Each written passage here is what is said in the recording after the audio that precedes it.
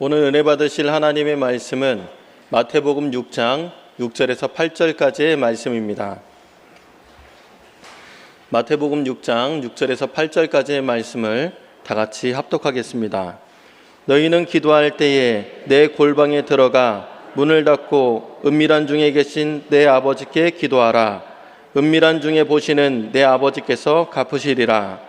또 기도할 때에 이방인과 같이 중언부언하지 말라. 그들은 말을 많이 하여야 들으실 줄 생각하느니라. 그러므로 그들을 본받지 말라. 구하기 전에 너희에게 있어야 할 것을 하나님 너희 아버지께서 아시느니라. 아멘. 자, 저는 오늘 다 아시는 하나님이라는 제목으로 말씀을 전하고자 합니다. 하나님께서 선지자 사무엘에게 당신이 하고 싶으신 말씀을 다 전했습니다. 그리고 선지자 사무엘은 그 말씀을 받아서 백성들에게 전해서 하나님의 뜻이 그 백성들 사이에서 이루어지게 하는 그런 역할을 잘 감당했었습니다. 한때는 백성들을 인수하여서 전쟁을 치르기도 했고, 또 그는 전국을 돌면서 수훈의 통치자로서 역할도 감당했었습니다. 또 백성들이 죄를 지었을 때 미스바 들판에 모이게 해서 회개를 촉구했던 군사적인 지도자요, 정치적인 리더요, 영적인 권세를 가진 사람이었었어요. 그 사람에 대해서 성경은 어떻게 표현하고 있느냐? 사무엘상 9장 6절에 보니까 보소서 이 성읍에 하나님의 사람이 있는데 존경을 받는 사람이라. 할렐루야. 하나님의 사람이었다. 그 사람은 물질의 사람이 아니라 또 세상에 권세를 가진 사람이 아니라 하나님께 속하여서 하나님 앞에 쓰임받아 당신의 뜻을 이루어 나가는데 쓰임받는 일꾼이었다는 사실을 말씀해 주고 있어요.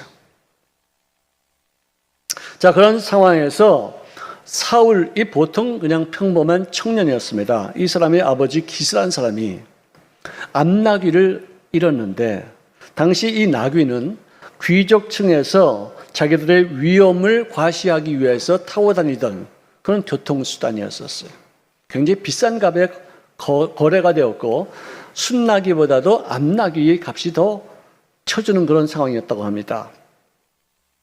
자, 아버지가 그에게 명하기를 나귀들을 좀 찾아오너라 해서 사울이 나귀를 찾으러 갔다가 그가 영적 지도자인 사무엘을 방문하게 되었는데, 그가 사무엘을 찾은 그 이유가 과연 무엇이었을까? 사무엘상 9장 4절에 보니까 그가 에브라임 산지를 두루 다녀보았지만 또 살리사와 사알림 땅에도 두루 다녀봤는데 베냐민 사람들이 사는 그 땅에도 두루 다녀보았지만 그 암나귀들을 찾을 길이 없었더라. 만약에 그가 나귀를 쉽게 찾을 수 있었다면 사무엘을 만나려고 하지도 않았을 것이에요. 이것이 기독교의 역설이에요. 내가 잘 될 때는 하나님을 찾지 않는데 문제가 생길 때 찾는 것이, 이것이 참 희한한 일이다.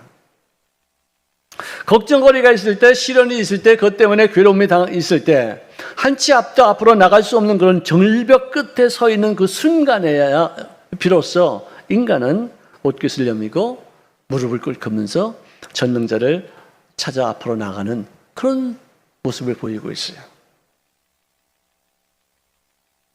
날마다 아슬아슬하게 부도를 면하던 한 중소기업이 있었는데, 근데 그 회사가 이렇게 어려운데도 불구하고 이 사장님은 꼭 그때 당시에 타고 다니던 최고급 승용차를 계속 타고 다니더라 이거예요. 좀 그걸 팔아서 좀 회사 어려운데 좀 도와주는지, 좀 허름하게 좀 이렇게 해서 좀 회사를 좀 극복하지, 왜 이렇게 비싼 차를 아직도 이렇게 타고 다닙니까? 어디서 누가 따졌더니 나도 그러고 싶던데 내가 이 비싼 이 차를 타고 다녀야지만 사람들이 나를 사람 취급을 한다 이거예요. 은행에 가서 어떤 대출을 좀 받으려 해도 나를 보고서 돈 주는 게 아니라 이 비싼 차를 타고 다닌다는 것 때문에 돈을 주더라 이거예요. 거래도 성사가 이 차 때문에 이루어진 적이 많이 있다는 거예요. 그러니 이 차가 없이는 사람들이 나 없이 이길 거니까 이것은 나는 계속해서 타야 되지 않겠는가, 그런 생각을 하게 됐다. 그 생각을 그렇게 말합니다. 자, 없어도 있는 척 해야 되고 몰라도 아는 척 해야 되고 문제가 많이 있는데도 불구하고 나는 문제가 아무것도 없는 척하고서 태어나야지만 세상 사람들이 알아준다는 거예요. 이게 그렇게 해야지만 살 수 있는 게 세상의 풍토라는 거예요. 어떤 면에서는 참 가슴 아픈 사연이죠. 자, 그렇다고 해서 우리가 하나님 앞에서까지 자기 자신을 과장해서 없는 것을 있는 것 같이 또 그리고 뭐 모르는 것을 안 척 이렇게 할 필요가 있겠는가? 왜? 그분은 나를 나보다 더 많이 알고 있는데 내가 폼 잡는다고, 내가 과장한다고, 뭐 덮어 쓴다고, 가면을 이렇게 쓴다고 해서 그분이 모를 것이 아니다 이거죠. 이미 알고 계신 분 앞에서는 나 자신도 죄인임을 분명히 하고서 그것이 내가 알고 있는 내용이라는 것을 그분에게 고백할 때, 그리고 그분의 도움을 청할 때, 자신의 연약함과 무능함을 빨리 인정하면 인정할수록에 하나님의 공의를 얻는 시간이 빨리 나에게 오는 거 아니겠어요? 세상에서는 있는 척해야지 사람들이 모일지는 몰라도 하나님은 연약한 사람, 없는 사람, 낭패를 당한 사람을 가까이 하시는 분이시다. 그래서 우리가 할 것은 뭐냐? 문제 없는 척하지 말고 문제가 많기 때문에 하나님 앞에 그 모든 문제를 다 쏟아놓고 또 하나님의 도우심을 간구하는 그런 사람에게 은혜를 베푸시는 하나님이심을 우리가 알고 그 역설적인 사랑을 우리가 받아들여야 된다. 문제는 무엇이냐? 우리를 부르시는 하나님의 신호다.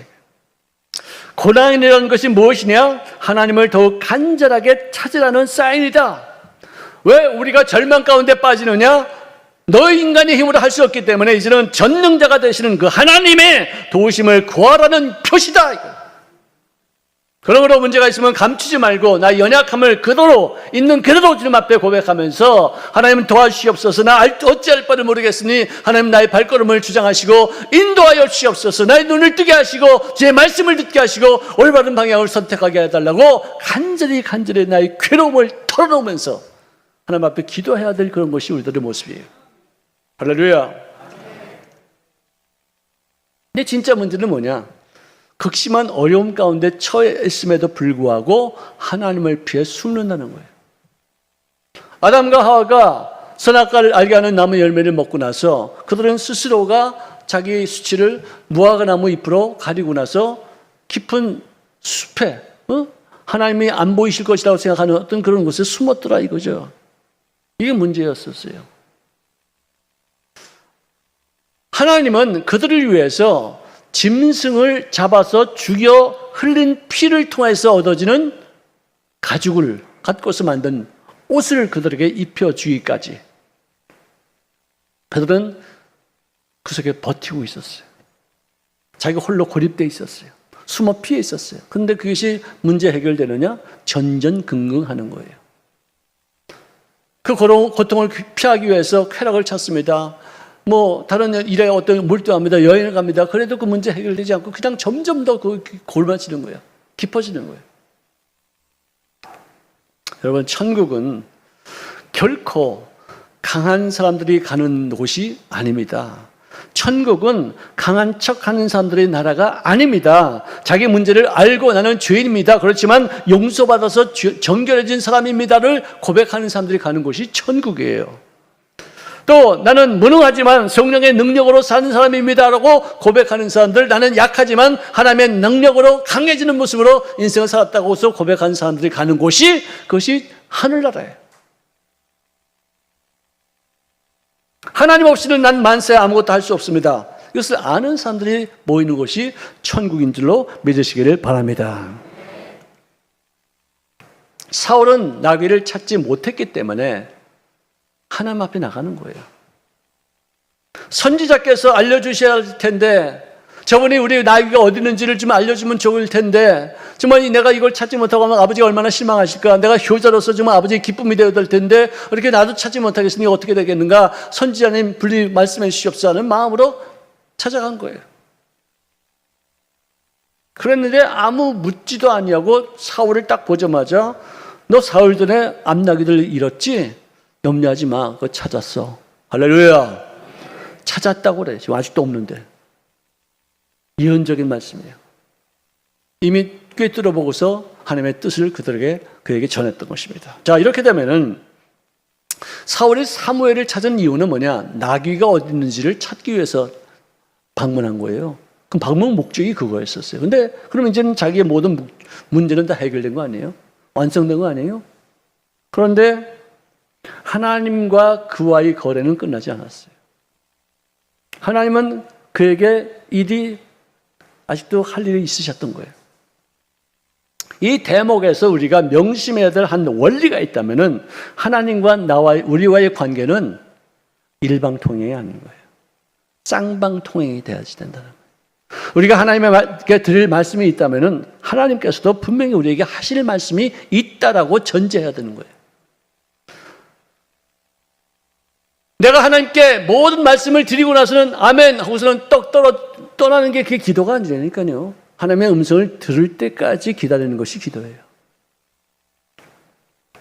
자, 나귀를 찾았다는 그런 반가운 수료와 더불어 함께 이어지는 말씀이 무엇이냐?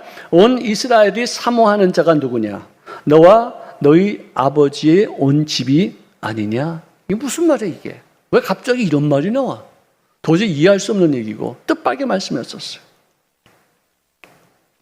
우리 인생도 생김새가 다 다르듯이 각 사람을 향한 하나님의 계획도 다 다른 줄로 믿으시기 바랍니다. 그래서 온전한 기도란 뭐냐? 입도 필요하고 귀도 필요한 거예요. 온전한 예배가 뭐냐? 입으로만 찬송하고 입으로만 기도하는 것이 아니라 하나님의 음성을 들을 수 있는 귀도 열려 있어야 된다는 것이에요. 귀로 말씀을 들어 내가 입술로 고백하고 귀로 말씀을 들을 수 있는 이 쌍방통행이 이루어지는 것이 이것이 예배예요. 기도라는 것은 들릴 말만 하고서 끝내는 독백이 아니라 우리의 상황을 나보다 더 잘 아시는 분의 말씀을 기다리고 그 말씀을 듣는 그런 것까지 가야지 그게 예배예요. 이사야서 55장 9절을 읽어보니까 이는 하늘이 땅보다 높음 같이 내 길이 너희 길보다 높으며 내 생각은 너희 생각보다 높이느니라. 구하기 전에 너희에게 있어야 할 것을 하나님 너희 아버지께서 아시느니라. 할렐루야. 나는 이거를 구했어요. 근데 하나님이 보시기에 너에게 필요한 것은 이게 아니야. 너에게 있어야 될 것은 뭐냐? 이거야. 그거예요. 내가 구하는 것과 하나님이 나에게 필요하다고 해서 주려고 하시는 것이 틀릴 수 있다는 거예요.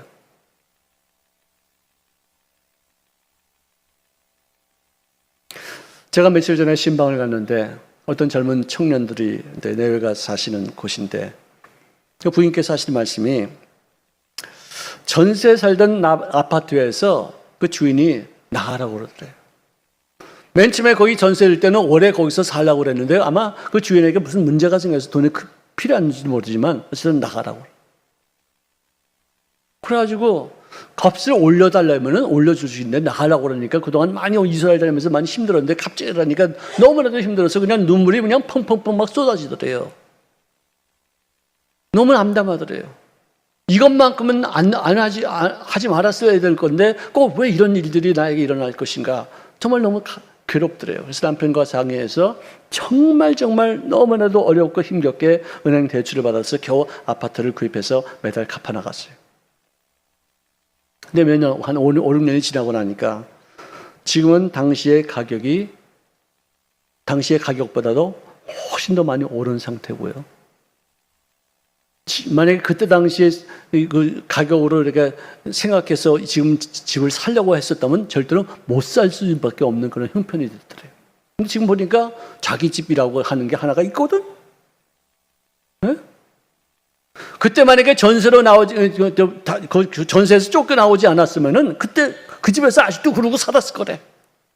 근데 그것 때문에 오히려 하나님이 우리에게 재물을 더 허락하시기 위해서 쫓겨나가게 했다는 걸 모르고 맨 처음에는 섭섭하고 너무 힘들었는데 지금 보니까 할렐루야! 너무 좋더라는 거예요. 자, 우리가 인생을 살다가 내가 기대했던 것 이상 다른 상황으로 전개될 때 우리는 어쩔 수 없이 당황할 수밖에 없어요. 그렇지만 우리 생각보다 더 큰 계획을 갖고 계신 우리 하나님 앞에 내가 열심히 해서 예배드리고 열심히 해서 충성하고 열심히 해서 헌신하고 봉사하는 이상 반드시 그분 앞에 내 입이 열려져 있는 것뿐만 아니라 귀도 열려져 있어야만 될 줄로 믿으시기를 바랍니다. 자, 이스라엘의 최고 지도자가 사울에게 하는 말이 이것이에요. 가지 말라. 나하고 함께 식사하자. 너에게 하고 싶은 말이 있다. 라고 붙잡으니 참 희한한 일이지요. 그는 나귀 찾으러 왔어요. 근데 그는 응답받았어요. 근데 무슨 말을 하는지 이게 무슨 말인지 모르고 있는 그런 상황을 설명해 주는데 가만히 듣고 보니까 자기 자신이 이제는 이스라엘의 초대 왕으로 예정되었다는 사실, 꿈조차 꾸지 못했던 너무나도 영광스러운, 너무나도 놀라운, 대단히 놀라운 사실을 알게 됐다는 거예요. 내가 구한 것이 아니었어요. 근데 하나님이 나에게 있어야 될 것이라고 여긴 바 되어서 주신 것이었었어요. 자, 그래서 우리가 대화라는 것은 한쪽만 일방적으로 하는 것이 아니라는 것을 우리가 알 수 있습니다. 내 할 말은 끝났다면서 툭툭 털면서 일어나는 것이 아니라 상대방의 말도 잘 들어야 될 것이 아닌 것인가. 내가 기도를 시작할 때는 나의 생각만 내 마음속에 가득 있었는데 기도가 끝날 때쯤 돼 보니까 내 생각이 좀 틀렸다, 나는 부족했다는 것을 깨닫고 나서 하나님의 온전하신 생각을 가득 채울 때가 얼마나 많이 있었는가. 예배를 드리러 올 때는 걱정만 가득히 내 마음을 채우고 있었는데 예배를 드리고 나면서 주님께서 나에게 주시는 자유와 기쁨과 믿음으로 가득 채워서 돌아가게 된다면은 쌍방통행이 이루어진 거 아니겠어요? 사무엘이 사울에게 하는 말이 이것입니다. 너에게는 야훼의 영이 크게 임하시리니 너도 그들과 함께 예언을 하고 변할 세 사람이 되리라. 여러분, 사울이 예언가가 될지는 아무도 몰랐어요. 그때 이 사건을 통해서 사람들에게 생긴 어떤 속담이 뭐냐? 야, 사울도 예언한대. 사울도 예언한대. 그게 무슨 말이냐? 야, 너 못할 게 뭐 있어? 사울도 예언한대. 너 할 수 있어. 너 아무것도 다 할 수 있어. 사울 같은 놈도 예언한대. 기대치 않았던 사람이 예언하고 선지자가 되어지고 내일을 보게 되어지고 앞으로 왕이 될 사람이 되어진 어떤 그런 상황이 됐다는 것이에요. 아무도 예측하지 못했다는 것이에요. 그래서 그가 사무엘에게서 떠나려고 몸을 돌이킬 때 하나님께서 그에게 새 마음을 주셨고 그 다음에 그 모든 징조들, 이 사람이 하나님 앞에 정말 쓰임받는 사람이 되었다, 선지자가 되었다, 왕이 되었다는 어떤 징표들이 쫙 나타났다는 거예요.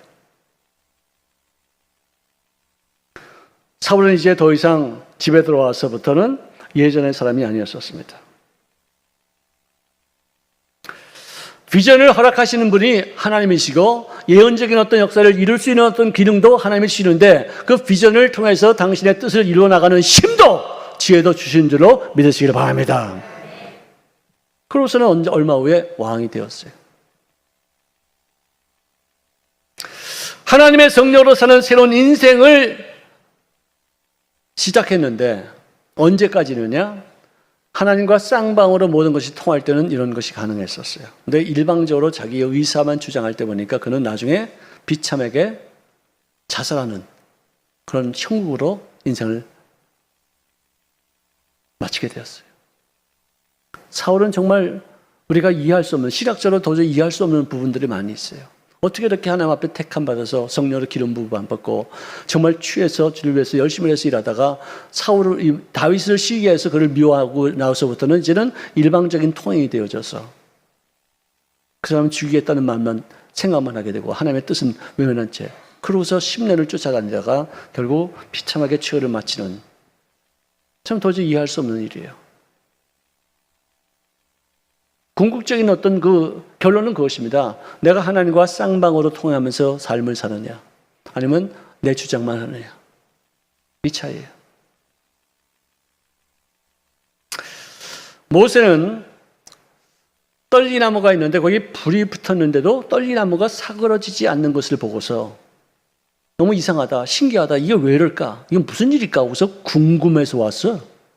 근데 거기서 하나님을 만나고서 민족을 구원하는데 앞장서는 리더로서의 소명을 얻게 되는 거예요. 이사야는 자기의 삼촌뻘 되는 우시야 왕이 죽은 다음에 나라가 앞으로 어떻게 될 것이냐, 어떤 재앙이 있을 것이냐, 내가 의존하던 그 왕이 없으니 이제는 나는 어떻게, 내 인생의 미래는 어떻게 될 것인가를 궁금히 여겨서 너무나도 초조한 나머지 성전을 찾아왔다가 거기 성전 보좌에 앉으신 하나님을 만나게 되고 선지자로서의 역할을 감당하는 사명을 얻게 되었다. 자기 구한 것과 받은 것이 틀린 거예요.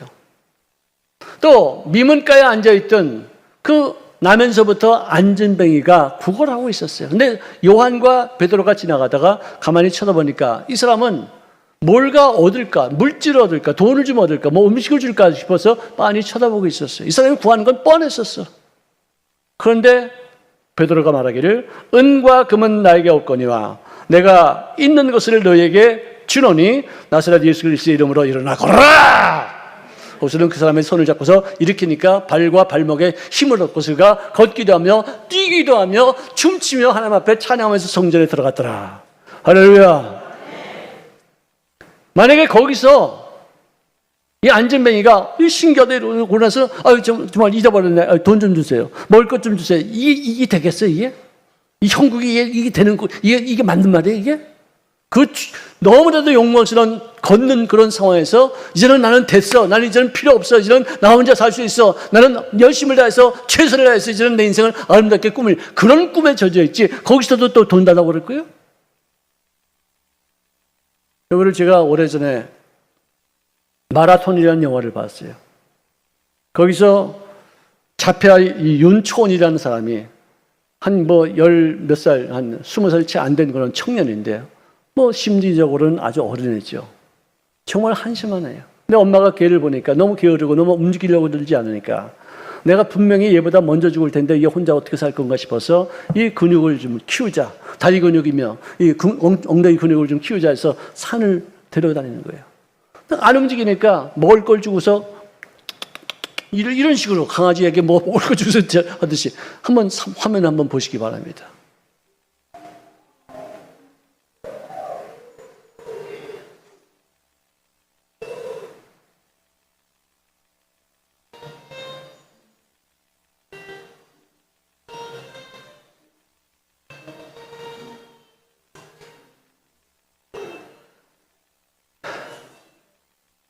저렇게 해서 결국은 뜀뛰기까지 훈련을 시키는 거예요. 뜀뛸 때도 항상 먹을 걸 주면서 그랬는데 춘천 마라톤 대회에 그가 참여해서 뛰다가 쓰러졌어요. 쓰러졌을 때 그 진행위원이 또 먹을 걸 주는 거야, 이거. 이거 일어나. 아주 그걸 쥐고서 뛰는 거야, 이제.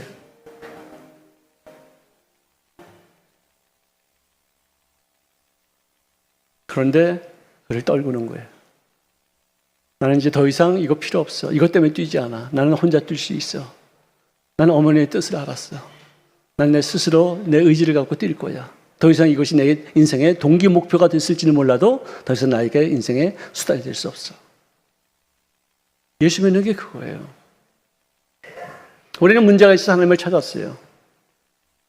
어떻게 해서 이 괴로움을 좀 모면할까 싶어서 하나님의 도움을 청했어요. 근데 그분이 우리에게 보여주신 것은 하나님과 우리 사이에 십자가를 보여주셨어요. 나는 더럽기 때문에 주님 앞에 나갈 수 없기에 그분이 나를 위해서 대신 십자가에서 나의 죄가 되셔서 심판받으시고 내가 받을 심판을 그분이 받으셨기 때문에 나는 더 이상 심판받을 필요 없어. 왜? 그분이 흘리신 피 때문에, 그 피로 인해서 내가 죄의 사함을 받았기 때문에. 하나님과의 화목이 이루어지는 이런 것을 나는 고통스러워서 주님 앞에 나왔는데 그분이 나에게 주신 것은 뭐냐? 예수의 피와 그의 이름의 능력인 줄로 믿으시기를 바랍니다. 모든 종교적인 지도자들, 창시자들 그리고 많은 스승들이 보통 가르침을 통해서만 그들의 어떤 그 존재 의미를 능목상 나타냈었어요. 그런데 예수님께서는 가르침으로도 충분한 그런 놀라운 가르침이 있었지만 그는 왜 십자가에 못 박혀서 피를 흘렸어야지만 되는가? 그분이 오신 것은 가르침을 위해서 깨닫게 하는 것으로 끝나는 것이 아니라 구원받아 천국 백성이 되게 하기 위해서 오신 줄로 믿으시기를 바랍니다. 피를 흘리심으로 자기 생명을 내어주심으로 인류 구원을 위한 완성한 그를 완성하신 위인이 예수님 외에 누가 있겠어요? 모든 생명은 그 피에 있다는 거예요. 우리 피가 우리 몸에서 빠져나가면 우리는 죽는 거예요. 예수님의 피는 하나님의 피예요. 하나님의 피는 살아있는 피가 아니라 살리는 피예요. 죽지 않는 피예요. 모든 생물이 지구상에 있는 모든 생물은 죽음에 의해서 생명이 다 잠식당하고 다 점령당하는 그런 상태예요. 그런데 유일하게 예수님의 피, 하나님의 생명, 그것이 뿌려지는 곳에는 생명이 죽음을 삼키는 역사가 일어나지게 될 줄로 믿습니다. 이게 중요한 거예요.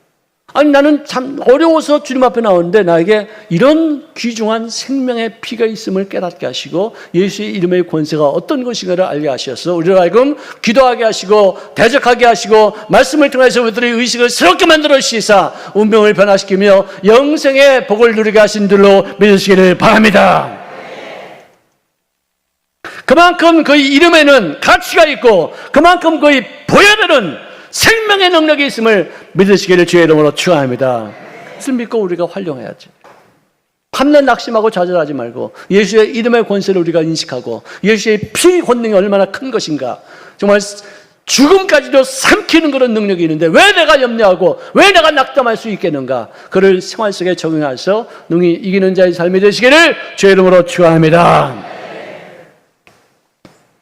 코로나 종식을 위해서 우리가 기도 많이 했어요. 하나님 빨리 이 코로나를 없애게 해주세요. 그런데 하나님은 응답하셨어요? 안 했어요?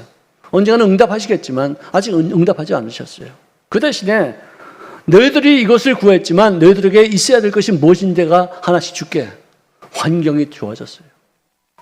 옛날에는 비가 온 다음에 저기 개성 앞에 있는 그 송악산을 하루 정도는 봤어요. 요즘은 일주일 동안도 보여요. 공기가 맑아졌어요. 물이 맑아졌어요.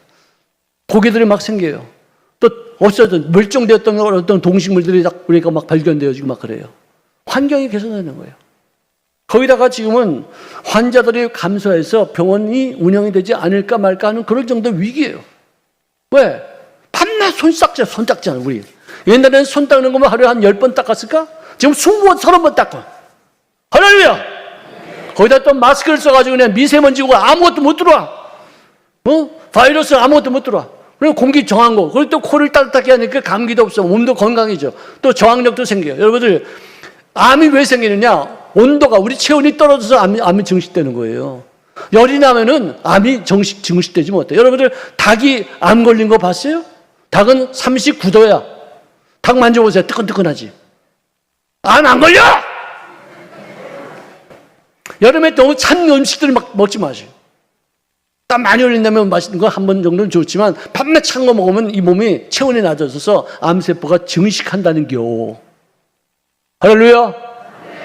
증식하지 않기 위해서 우리가 뜨뜻한 거, 미지근한 거, 그런 음식을 좀 먹어야지 돼요. 그만큼 건강해졌어요 우리가. 안 죽어 다. 병원에도 안 가. 감기도 안 걸려. 얼마나 감사한 일이에요 이게. 거기다가 옛날에는 가족들이 전부 다 열심을 다해서 일하고 나서 집에 들어와서 잠만 잤어. 서로 대화도 없었어. 요즘은 뭐 재택근무도 있고 뭐 직장 떨어진 사람도 있고, 그러니까 집에서 다 모여서 대화도 많고, 예배를 드려도 각자 자기들 다니는 교회 다녔었어요. 요즘은 전부 다 와서 인터넷 예배를 드리니까 전부 다 같은 사람이 같은 말을 듣고 같은 말씀을 접하고 기도 같이 하고, 얼마나 정말 좋아졌어요. 네? 음식도 같이 먹게 되고 서로 간에 우애가 생기고, 교우들끼리도 마스크 쓰니까 얼마나 불쌍해. 얼마나 안 됐어. 응? 미운 놈들도 눈만 보이니까 뭐 그렇게 또 밉지도 않고. 응? 그래서 좀 불쌍하고, 그리고 우리 기도해주고 서로 어려울 때 뭐 서로 찾아보고, 또 어떤 무슨 자리나 서로 안부 전화하고 왔다 갔다 하면서 얼마나 교우들끼리 또 이렇게 돈독해지고 또 이렇게 사랑을 맺을 수 있게 됐어요. 옛날 같으면 꼴도 보기 싫어! 뭐 이러던 사람들이 지금 진짜 코로나 때문에 어떻게 잘 지내나 궁금하고 그래서 전화도 걸고 말이에요. 서로 화목해지고. 은혜가 뭔지도 모르고 있다가 예수 믿는 것이 당연히 예수 믿으면 교회 나가는 줄 알았는데 교회끼리 딱 막히니까 그동안 우리가 교회 다니는 것은 진짜 은혜였구나. 이렇게 닫는 거예요.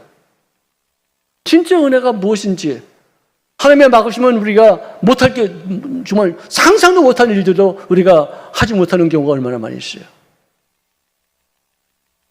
그래서 참 조금씩 참 크리스찬의 모습으로 가는 거예요. 옛날에 우리가 정말로 밤낮 주시옵소서 뭐 문제 해결 이랬는데 요즘은 그래도 많이 기도 내용도 많이 승화되어지고 어른스러워지고 그리고 성숙해지는 거예요. 이게 다 코로나 덕분이요. 어저께 그저께 저 누구야 그 차병수 목사님은 인도네시아에서 와가지고 간증을 하는데 코로나가 좀 더 지속됐으면 좋겠대. 전 진짜 이제 주책바가지 돼. 근데 그만큼 코로나 때문에 유익된 모습들이 자기 교회도 너무나도 많다는 거예요. 정말 저희들이 이거를 놓칠 수 없는 그런 얘기예요. 뭔가 이 세상에서 보기에 합당치 못한 것, 왜 차별금지법을 만드느냐, 이런 것에 대해서 우리가 가만히 있다가, 코로나를 당하고 나서 우리가 정말 예수 믿는 사람들께 이것 좀 외쳐야 되겠다. 잘못된 걸 우리가 말해야 되겠다. 표현 의사를 좀 한번 우리가 충분히 좀 표현하자. 이런 모습으로 바뀌어지는 거예요. 좀 더 가치 있는 일에 행동하게 되는, 이것이 바로 우리에게 있어야 될 어떤 그런 요소들이 아닌 것인가. 여태까지 우리는 우리 개인의 어떤 유익을 위해서만 구했는데, 교회를 위해서, 우리 이웃들을 위해서, 또 불안한 사람들에게도 함께 유익을 취할 수 있는 어떤 그런 방법을 하나님께서 가르쳐 주시는 거예요. 할렐루야. 여러분들, 무슨 일이든지 내가 선택해서 이루어지지 않은 것들이 많아요. 그렇지만 그런 일들을 당할 때 내가 어떤 선택을 하느냐에 따라서 우리들의 운명이 바뀌어지는 거예요. 내가 선택하지 않은 일이지만 그 일을 당할 때에는 내가 선택해야 될 일이 무엇인가를 알아야 돼요. 올바르게 선택해서 더 나은 미래를 만들어 가시는 우리가 다 되시기를 주의 이름으로 축원합니다. 기도하겠습니다. 사랑하시는 주님 고맙습니다.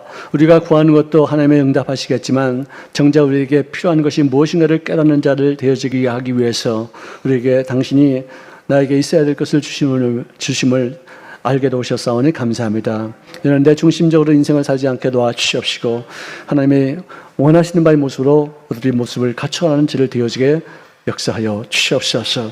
예수님의 이름으로 기도합나이다. 아멘.